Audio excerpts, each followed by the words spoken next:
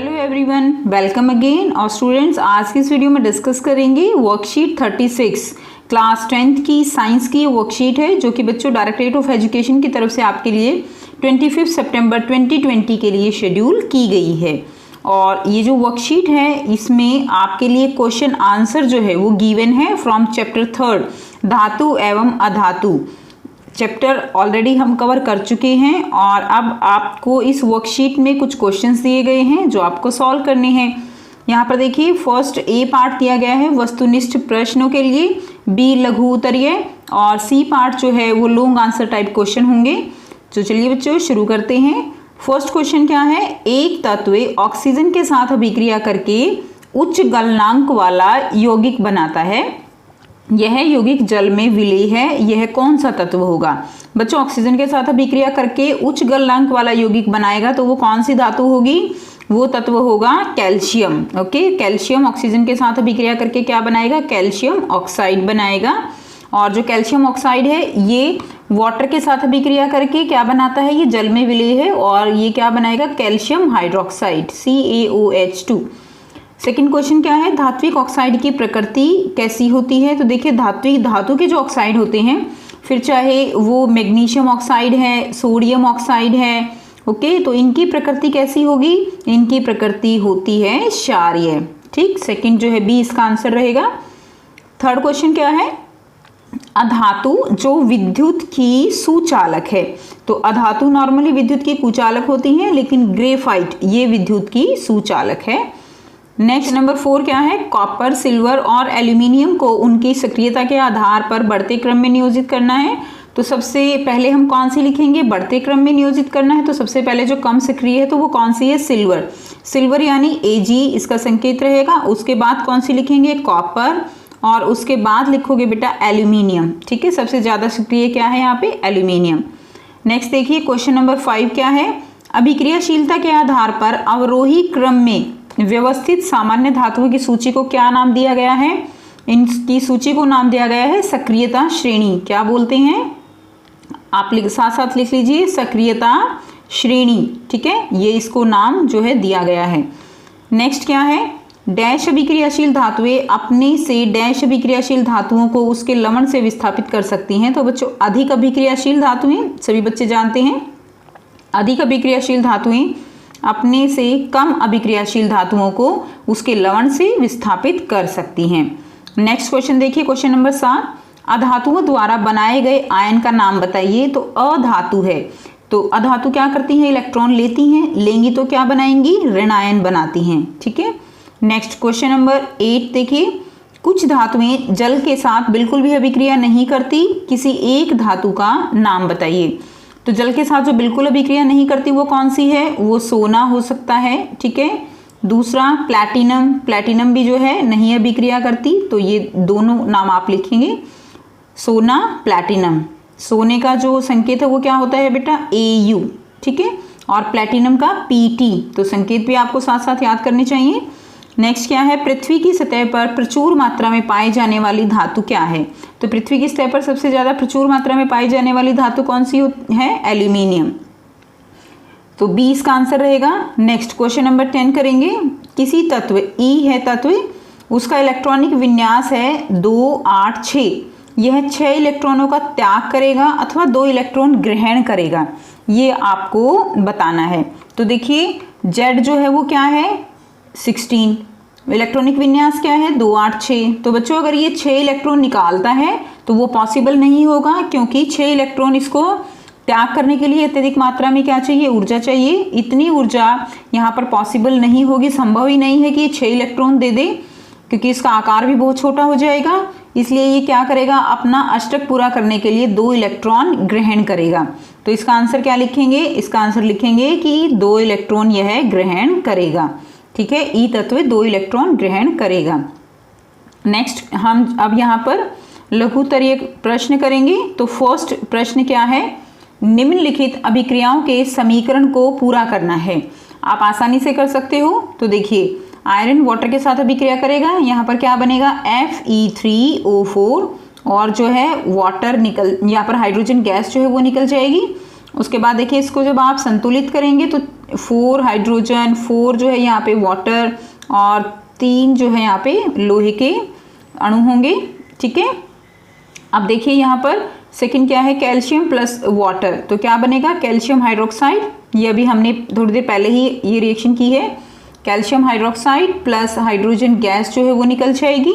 यहाँ से भी इसको आप संतुलित कर सकते हो। नेक्स्ट देखिए K प्लस H2O, तो बच्चों K प्लस H2O क्या बनेगा, potassium hydroxide KOH plus hydrogen gas जो है वो यहाँ से निकल जाएगी, इसको संतुलित कर सकते हो। ठीक है, आप इजीली बेटा संतुलित तो आप फर्स्ट चैप्टर में ही पढ़ चुके हो, आसानी से संतुलित कर सकते हो आप। नेक्स्ट क्या है, क्वेश्चन नंबर सेकंड, प्राय जब धातुओं की अभिक्रिया खनिज अम्लों के साथ कराई जाती है, खनिज अम्ल जैसे हाइड्रोक्लोरिक अम्ल है या H2SO4 है, उनके साथ कराई जाती है तो हाइड्रोजन गैस निकलती है। लेकिन जब धातुओं की अभिक्रिया केवल किसके साथ कराई जाती है, तनु नाइट्रिक अम्ल के साथ कराई जाती है तो हाइड्रोजन गैस नहीं निकलती। क्यों, तो बेटा ये आपने क्वेश्चन जो वर्कशीट की थी मैंने आपको बहुत क्लियर ये समझाया था कि जो नाइट्रिक अम्ल है वो एक बहुत ही अच्छा आप कह सकते हैं उपचायक है, ऑक्सीजन देने वाला है। ठीक है ना, लेकिन जो मैग्नीशियम और मैग्नीज यहाँ पर अपवाद रहेंगे, ये केवल बहुत ही ज़्यादा तनु नाइट्रिक अम्ल के साथ रिएक्शन कर जाते हैं। तो आइए इसको देखते हैं बेटा, आप लिखोगे कैसे इसको अपनी कॉपी में। स्टूडेंट्स ये आंसर रहेगा, जब धातुएं नाइट्रिक अम्ल के साथ क्रिया करती हैं तो हाइड्रोजन गैस का उत्सर्जन नहीं होता। इसका कारण यह है कि नाइट्रिक अम्ल एक प्रबल ऑक्सीकारक है, यह उत्पन्न हाइड्रोजन का ऑक्सीकरण जल में कर देता है। यानी जो हाइड्रोजन उत्पन्न होती है उसको ये ऑक्सीजन दे देता है, ऑक्सीकरण उसको किस में कर देगा, जल में कर देता है, और स्वयं नाइट्रोजन के ऑक्साइड जैसे NO, N2O या NO2 में अपचयित हो जाता है। तो ये आंसर आप लिखोगे। नेक्स्ट क्वेश्चन देखते हैं क्या है। नेक्स्ट क्वेश्चन है, आपको एक हथौड़ा, बैटरी, बल्ब, तार एवं स्विच दिया गया है। इनका उपयोग कर धातुओं और अधातुओं के नमूने के बीच विभेद कैसे कर सकते हैं। तो आपको बताना है, आपको एक हथौड़ा, बैटरी, बल्ब, तार, स्विच ये सब दिया गया है। आपको इन जो सामग्री दी गई है इसके आधार पर धातुओं और अधातुओं के नमूनों के बीच आपको अंतर बताना है।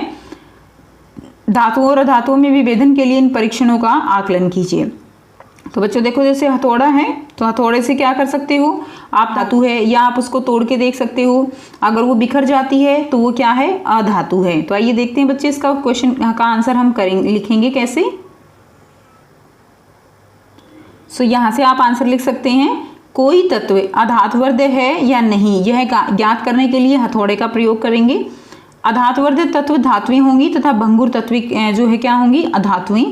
एक बैटरी, बल्ब, तार व स्विच को विभिन्न तत्वों के साथ एक विद्युत परिपथ जो है बनाकर हम प्रयोग करेंगे। तो इस तरह से हम जो है बल्ब लगा के और इसके साथ हम क्या लगाएंगे, बैटरी लगाएंगे। ओके, और ये बैटरी लगाने के बाद फिर हम क्या कर सकते हैं, हम जो है इसमें क्लिप्स जो है लगा के, ऐसे क्लिप लगा के, और यहाँ पे देख सकते हैं धातुएं और अधातुओं को जोड़ के बीच में अगर बल्ब ग्लो करता है, इस मीन्स क्या है कि वो विद्युत की सुचालक हैं, और सुचालक हैं तो इसका मतलब क्या है, वो क्या है, धातुएं जो हैं। और अगर वो बल्ब ग्लो नहीं करता तो वो क्या है, वो अधातुएं हैं। तो स्विच ऑन करने पर बल्ब जलता है तो इसका अर्थ क्या है कि तत्व धातु है, क्योंकि धातुएं विद्युत की अच्छी चालक होती हैं और उनमें से विद्युत धारा गुजर जाती है। दूसरी ओर यदि बल्ब नहीं जलता तो इसका अर्थ यह है कि तत्व जो है वो क्या है, अधातु हैं। अब इसमें ग्रेफाइट अपवाद है। बी पार्ट क्या है, ये दोनों प्रयोग धातुओं और अधातुओं के बीच का अंतर पता लगाने के लिए उपयोग में किए जा सकते हैं, क्योंकि धातुएं विद्युत की अच्छी चालक और तथा अधातुवर्धय होती हैं जबकि अधातुएं नहीं होती। तो इस तरह से बच्चों आप इसका आंसर लिखेंगे। नेक्स्ट क्वेश्चन क्या है देखते हैं। क्वेश्चन नंबर 4, उभयधर्मी ऑक्साइड क्या होते हैं। दो उभयधर्मी ऑक्साइडों के उदाहरण जो है आपको अभिक्रियाओं सहित दीजिए। तो देखिए आपको यहाँ पर उभयधर्मी ऑक्साइड बताने हैं, तो चलिए कैसे लिखेंगे इसका आंसर, काफी इजी क्वेश्चन है ये। उभयधर्मी ऑक्साइड्स क्या होते हैं, वे धातु ऑक्साइड्स जो अम्ल और क्षार दोनों के साथ क्रिया कर लेते हैं और जो दोनों प्रकार की प्रकृति प्रदर्शित करते हैं उन्हें क्या कहेंगे, उन्हें उभयधर्मी ऑक्साइड कहते हैं। जैसे बच्चों जो धातु के ऑक्साइड्स होते हैं वो कैसे होते हैं, मेनली वो क्षारीय होते हैं, लेकिन ये कुछ ऑक्साइड्स हैं जो अम्लीय व्यवहार है वो भी प्रदर्शित करते हैं और क्षारीय व्यवहार भी प्रदर्शित करते हैं। उन्हें क्या कहेंगे, उभयधर्मी ऑक्साइड। इसमें एग्जाम्पल आप ले सकते हो एल्यूमिनियम ऑक्साइड और जिंक ऑक्साइड। ओके, तो एल्यूमिनियम ऑक्साइड अगर हम इसकी अभिक्रिया दिखाएंगे तो क्या लिखेंगे, देखिए एल्यूमिनियम ऑक्साइड की अभिक्रिया लिखिए आप। एल्यूमिनियम ऑक्साइड जो है हाइड्रोक्लोरिक अम्ल के साथ अभिक्रिया करेगा और क्या फॉर्म होगा, AlCl3 प्लस H2O। इसको आप समीकरण को संतुलित करेंगे, यहाँ 3, यहाँ 2, यहाँ 6। ओके, आप इन अभिक्रियाओं को साथ साथ जो है लिख सकते हैं। अब देखिए अगर एल्यूमिनियम ऑक्साइड यहाँ हाइड्रोक्लोरिक अम्ल के साथ अभिक्रिया कर रहा है तो यानी इसकी प्रकृति अब इस समय कैसी है, इस समय इसकी प्रकृति क्षारीय है। अब सेकंड इक्वेशन हम करेंगे तो देखिए Al2O3 एल्यूमिनियम ऑक्साइड, ठीक है, NaOH के साथ अभिक्रिया कर रहा है, NaOH जो कि क्षारक है, तो ये क्या बनाएगा, ये बनाएगा sodium aluminate NaAlO2 plus H2O। अब ये क्षारक के साथ अभिक्रिया कर रहा है तो इसकी प्रकृति अब कैसी है, इसकी प्रकृति अम्लीय है। अभिक्रिया को संतुलित आप कर सकते हो, तो ये जो है इसकी अभिक्रिया हो जाएगी। नेक्स्ट हम देखेंगे जिंक ऑक्साइड। तो देखिए जिंक ऑक्साइड, ओके, यहाँ पर हम करेंगे जिंक ऑक्साइड। तो जिंक ऑक्साइड हाइड्रोक्लोरिक अम्ल के साथ अभिक्रिया करेगा, क्या फॉर्म करेगा, ZnCl2 प्लस यहाँ पे क्या होगा, वाटर जो है वो निकल जाएगा। इसी तरह बच्चों जिंक ऑक्साइड वो NaOH के साथ भी अभिक्रिया कर सकता है, तो क्या बनेगा, sodium zincate Na2ZnO2 plus water. Okay, Na2ZnO2 plus water, तो ये इसकी अभिक्रिया हो जाएंगी। Now let's see the next question. Question number 5, कारण बताइए। गर्म जल का टैंक बनाने में तांबे का उपयोग होता है परंतु इस्पात का नहीं। ठीक है, सेकंड क्वेश्चन भी देख लेते हैं, फिर तीनों को हम एक साथ डिस्कस करेंगे। आभूषण बनाने में सोने और चांदी का उपयोग किया जाता है और सोडियम और पोटेशियम और लिथियम को तेल के अंदर संग्रहित किया जाता है, क्यों। काफी इजी क्वेश्चन है बच्चों, तो आइए देखते हैं कैसे लिखेंगे आंसर। फर्स्ट हम करेंगे कि जो तांबा है उसके ही गर्म जो पानी के टैंक हैं वो बनाए जाते हैं। तो देखिए तांबा जो है इस्पात की तुलना में ऊष्मा का सुगम सुचालक है, क्योंकि इस्पात क्या है, इस्पात यानी स्टील जो है वो एक मिश्र धातु है, लेकिन जो तांबा है वो ऊष्मा का सुगम सुचालक है। तांबा जो है इस्पात से सस्ता भी है और तांबा जल के साथ गर्म जल से कोई अभिक्रिया नहीं करता, लेकिन स्टील जो है यानी इस्पात वो गर्म जल से अभिक्रिया कर जाता है। यही कारण है कि गर्म जल के टैंक जो है वो किससे बनाए जाते हैं बच्चों, तांबे से बनाए जाते हैं। नेक्स्ट क्वेश्चन हम देखेंगे कि नेक्स्ट क्वेश्चन क्या है हमारा, कि प्लैटिनम, सोना एवं चांदी का उपयोग जो है वो आभूषण बनाने में किस लिए किया जाता है, उनकी चमक और उनकी निष्क्रिय प्रकृति के कारण। सोना, चांदी, प्लैटिनम ये सभी बहुत ही निष्क्रिय धातुएं हैं, ये ऑक्सीजन है या पानी है उसके साथ कोई अभिक्रिया नहीं करती और ये धातुएं संक्षारित भी नहीं होती। ये जो है धातुएं कुछ महंगी भी होती हैं और इसीलिए इनका प्रयोग किसमें किया जाता है, आभूषण बनाने में किया जाता है। नेक्स्ट क्वेश्चन था कि सोडियम, पोटेशियम और लिथियम उसको मिट्टी जो है तेल उसके अंदर संग्रहित किया जाता है, क्यों, क्योंकि ये जो धातुएं हैं ये बहुत ही क्रियाशील धातुएं हैं जो ऑक्सीजन और पानी के साथ कमरे के ताप पर क्रिया कर लेती हैं, इसलिए इनको जो तेल है उसके अंदर डुबो कर रखा जाता है। नेक्स्ट क्वेश्चन देखते हैं बेटा। क्वेश्चन नंबर 6 क्या है, जिंक, मैग्नीशियम एंड कॉपर के धात्विक ऑक्साइडों को निम्न धातुओं के साथ गर्म किया गया। तो देखिए धातु दी गई है, जिंक, मैग्नीशियम और कॉपर के साथ इनकी अभिक्रिया हुई। तो जिंक जो है जिंक ऑक्साइड्स के साथ जो है क्या कोई अभिक्रिया नहीं होगी। यहाँ पर आपको यहाँ पर बताना है कि किस स्थिति में विस्थापन अभिक्रिया घटित होगी। तो सभी बच्चे जानते हैं विस्थापन अभिक्रिया कब होती है, जब अधिक क्रियाशील धातु जो है होती है तो वो कम क्रियाशील धातु को उसकी जगह से विस्थापित कर देती है। जिंक के साथ जो है यहाँ पर कोई अभिक्रिया नहीं होगी। ठीक है, तो यहाँ पर आप नहीं लिख सकते हैं या आप इसको ऐसे जो है डैश भी लगा सकते हैं। उसके बाद देखिए जिंक है और मैग्नीशियम ऑक्साइड है। तो बच्चों जिंक जो है मैग्नीशियम से ज़्यादा अभिक्रियाशील नहीं है, मैग्नीशियम ज़्यादा है तो यहाँ पर भी कोई अभिक्रिया नहीं होगी। अब जिंक और कॉपर ऑक्साइड, तो यहाँ पर विस्थापन हो जाएगी क्योंकि जिंक जो है वो कॉपर से ज़्यादा अभिक्रियाशील धातु है, तो इसीलिए यहाँ पर क्या हो जाएगा, यहाँ पर विस्थापन आप लिखेंगे। ओके, विस्थापन। ओके, अब देखिए सेकंड क्या है, मैग्नीशियम और जिंक ऑक्साइड। तो मैग्नीशियम जिंक से ज़्यादा है तो यहाँ पर भी क्या हो जाएगा, विस्थापन हो जाएगा। आप इसको कंप्लीट कर सकते हैं बेटा, विस्थापन यहाँ पर आपने लिखना है। यहाँ पर विस्थापन होगा। उसके बाद देखिए मैग्नीशियम के साथ कोई अभिक्रिया नहीं होगी। मैग्नीशियम और कॉपर तो इसमें भी होगी, तो इसमें भी आप जो है क्या लिखेंगे, विस्थापन लिखेंगे। उसके बाद देखिए नेक्स्ट कॉपर जिंक के साथ कोई अभिक्रिया, ये कॉपर कम अभिक्रियाशील है, जिंक ऑक्साइड के साथ कोई जो है रिएक्शन नहीं होगी। कॉपर की मैग्नीशियम ऑक्साइड ये इसको भी विस्थापित नहीं कर पाएगा और इसकी खुद से भी कोई विस्थापन नहीं होगा। ठीक है, तो 3 जगह आपका जो है यहाँ पर विस्थापन अभिक्रिया होगी। नेक्स्ट क्वेश्चन नंबर 7 क्या है, किसी एक धातु का उदाहरण दीजिए जिसकी अधातु वर्ध्यता जो है वो सबसे अधिक होती है।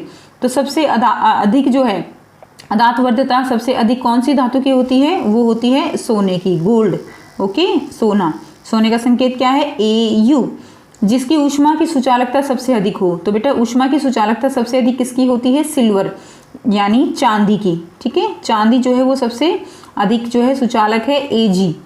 नेक्स्ट क्या है, जो उन्मुक्त अवस्था में नहीं पाई जाती यानी जो फ्री नहीं होती हैं, तो फ्री जो है वो कौन सी नहीं होती हैं, जो बहुत अधिक अभिक्रियाशील धातु हैं, जैसे sodium, potassium, lithium. Next question है कि जो एल्यूमिनियम है उसके अंदर ऐसा कौन सा गुण है जिसके कारण उद्योग जगत में इसकी काफ़ी मांग है। तो आइए बच्चों देखते हैं इसका आंसर आप कैसे लिखेंगे। निम्नलिखित गुणों के कारण एल्यूमिनियम की उद्योग जगत में काफ़ी मांग है। पहला पॉइंट क्या होगा, यह विद्युत और ऊष्मा की बहुत अच्छी सुचालक है। दूसरा, यह पानी के साथ अभिक्रिया नहीं करती। तीसरा, यह एक बहुत ही अच्छी अपचायक है। और फोर्थ पॉइंट क्या होगा, एल्यूमिनियम अपने आप को ही सुरक्षित रखती है। वायु में एल्यूमिनियम के ऊपर एक परत बनती है जिसे क्या कहते हैं, एल्यूमिनियम ऑक्साइड कहते हैं। और यह एल्यूमिनियम ऑक्साइड की परत अभिक्रिया नहीं करती और इसी गुण के कारण एल्यूमिनियम अत्यधिक मात्रा में प्रयोग की जाती है, यानी ये अपने आप को ही सुरक्षित रखती है एल्यूमिनियम ऑक्साइड की परत इसके ऊपर बनने के कारण। नेक्स्ट क्वेश्चन है बेटे, प्रश्न 9, जब एक धातु X की अभिक्रिया ठंडे जल से कराई जाती है तो वह एक क्षारीय लवण देता है जिसका आणविक सूत्र XOH है। गैस Z का निष्कासन करता है और आसानी से आग पकड़ लेता है। XYZ की पहचान करनी है और इस रासायनिक अभिक्रिया को भी आपको लिखना है। यहाँ पर देखिए धातु जो X दी गई है, सबसे मेन पॉइंट क्या है, यहाँ पे ठंडे जल से अभिक्रिया कराई जाती है। तो हमारे पास जो धातुएं ठंडे जल से अभिक्रिया करती हैं वो कौन सी हैं, या तो सोडियम हो सकती है या पोटेशियम हो सकती है। बट यहाँ पर ऐसा कुछ नहीं दिया हुआ है, आणविक द्रव्यमान नहीं दिया गया। ठीक है, जैसे अगर सोडियम होता तो आणविक द्रव्यमान 40 दिया हुआ होता, बट यहाँ पर नहीं है, तो आप सोडियम को भी ले सकते हो और पोटेशियम को भी ले सकते हो। सो यहाँ पर X क्या हो सकती है, X जो है वो आपका सोडियम भी हो सकता है और पोटेशियम भी हो सकता है, क्योंकि दोनों ही ठंडे जल से अभिक्रिया कर लेती हैं और क्षारीय लवण भी बनाती हैं। और जब ये अभिक्रिया करती हैं, जैसे Na प्लस वाटर के साथ अभिक्रिया करेंगी तो क्या बनाएंगी, NaOH प्लस हाइड्रोजन गैस जो है वो निकल जाएगी। इसी तरह पोटेशियम भी वाटर के साथ अभिक्रिया करेगा और क्या फॉर्म होगा, potassium hydroxide and hydrogen gas जो है वो निकल जाएगी। अब देखिए यहाँ पर ये क्या हो गया, NaOH KOH, ये है आपका Y, तो आप ऐसे करके लिखेंगे, X ये हो गया, उसके बाद लिखेंगे Y जो है वो क्या है, NaOH या KOH, दोनों में से जो भी रिएक्शन आप लिखो वो, या दोनों भी लिख सकते हो, तो वो आप एग्जाम्पल लिख देंगे। अब हम बात करते हैं Z की। तो देखिए Z जो है वो क्या है, वो आसानी से आग पकड़ लेता है। तो गैस Z का निष्कासन, तो कौन सी गैस है, हाइड्रोजन गैस है। और आपको पता है हाइड्रोजन गैस बहुत ही ज्वलनशील गैस है, बहुत जल्दी आग पकड़ लेती है। सो बच्चों यहाँ पर Z क्या हो जाएगा, Z जो है वो होगा हाइड्रोजन गैस। ओके, तो ये आपका आंसर रहेगा। नेक्स्ट क्वेश्चन नंबर 10 देखिए, दी गई संरचना में देखिए वे लिखिए रासायनिक सूत्र क्या है। तो बच्चों रासायनिक सूत्र क्या है इसका, Na2O। ठीक है, अब यहाँ पर धातु क्या है, तो धातु क्या है यहाँ पर देखिए, Na है सोडियम, आप लिखेंगे सोडियम। अधातु क्या है, ऑक्सीजन। ठीक है, इस तरह से आप लिख लेंगे, अधातु है यहाँ पर ऑक्सीजन। उसके बाद देखिए यहाँ पर ऋण आयन, ऋण आयन बताना है, तो ऋण आयन यानी जिसने इलेक्ट्रॉन को लिया है, तो ये ऋण आयन क्या है, ऑक्साइड है। और धन आयन क्या है, सोडियम आयन है। ओके, तो इस तरह से आप इसको लिखेंगे। अब ये आपके लघुत्तर ये क्वेश्चन हो गए हैं। अब हम नेक्स्ट क्वेश्चन करेंगे। नेक्स्ट क्वेश्चन है हमारे पास पार्ट सी, नंबर 1, 2 परमाणुओं A और B से बनने वाले यौगिकों के निर्माण में A 2 इलेक्ट्रॉनों का त्याग करता है और B 1 इलेक्ट्रॉन ग्रहण करता है।